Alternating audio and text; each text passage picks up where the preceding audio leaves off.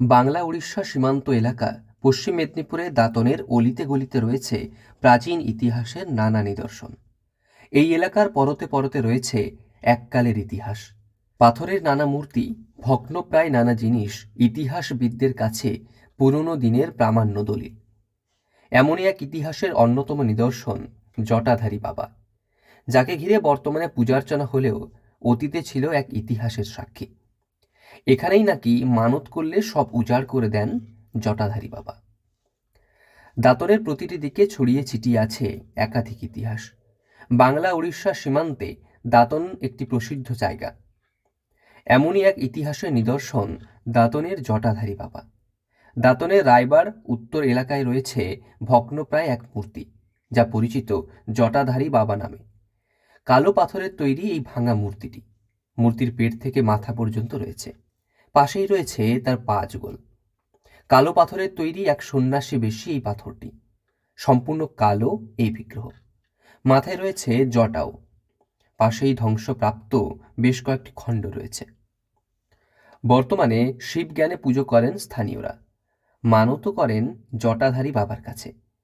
তবে ইতিহাস এর সুদূর প্রসারী। প্রথম দিকে গবেষকেরা মনে করতেন বৌদ্ধ সন্ন্যাসীর একটি অবয়ব এটি। পাশেই মোগলমারি বৌদ্ধবিহার থাকার জন্য মনে করা হতো। পরে ইতিহাস খুঁজতে গিয়ে গবেষকরা জানতে পারেন এটি বৌদ্ধ ভিক্ষুকের ছবি নয়, এটি শৈবাচার্য। ইতিহাস বহুজন বহুভাবে ভেবেছেন। আপাতত উত্তর রায়গড় মৌজায় আমরা যে মূর্তিটাকে দেখছি সেটা ভিন্ন ভিন্ন রূপে গবেষকরা বললেও আমরা সাধারণভাবে ধরে নেব যে এটা প্রাথমিকভাবে শৈবাচার্য বলেছেন বেশিরভাগ মানুষ।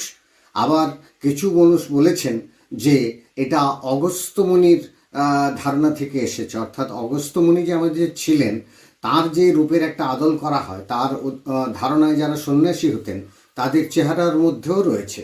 এবং আমি আমার খুব ছোটবেলায় আমাদের এই এলাকায় বাংলা এবং ওড়িশার সীমান্তে অলেখ সাধু যারা অলেখ ধর্মাবলম্বী মহিমা ধর্ম যারা পালন করতেন সেই সাধুদেরও কিন্তু আমি এই চেহারায় খুব ছোটবেলায় দেখেছি। যখন বৌদ্ধ ধর্মের প্রসার অবলুপ্তির পথে তখন শিব পূজার প্রচলন হয়। গৌড়রাজ শশাঙ্কের সময়ে শিব পূজা বা শৈব ধর্মের প্রচার শুরু হয় এবং এই মূর্তি তারই প্রমাণ। জানা যায় উড়িষ্যার শেষ হিন্দু রাজা মুকুন্দদেব যখন পাঠানদের কাছে পরাস্ত হন, তখন পাঠান সেনাপতি কালাপাহাড় ধ্বংস করেন একাধিক হিন্দু মন্দির বিগ্রহ। মনে করা হয় কালাপাহাড়ের ধ্বংসলীলায় ধ্বংসপ্রাপ্ত হয়েছে জটাধারী বাবাও, কারণ তার হাত ভাঙা, নাক কাটা এই অবস্থায় পাওয়া যায় জটাধারীকে। এলাকার মানুষজনের দাবি অবিলম্বে প্রশাসন ইতিহাস উন্মোচিত করুক। শুধু জটাধারী নয়, সমগ্র দাঁতনকে কেন্দ্র করে সার্কিট ট্যুরিজম গড়ে উঠুক। ইতিহাস প্রসিদ্ধ জায়গা, প্রত্নতাত্ত্বিক, এখানে মোগলমারি আছে এবং অন্যান্য জায়গাও আছে। কাকড়াজিতেও অনেক মূর্তি পাওয়া গেছে এবং তার সঙ্গে জটাধারী বাবাও দীর্ঘদিনের ইতিহাস প্রসিদ্ধ জায়গা এবং মূর্তি, বিভিন্ন গবেষণামূলক কাজও এখান থেকে হয়ে থাকে।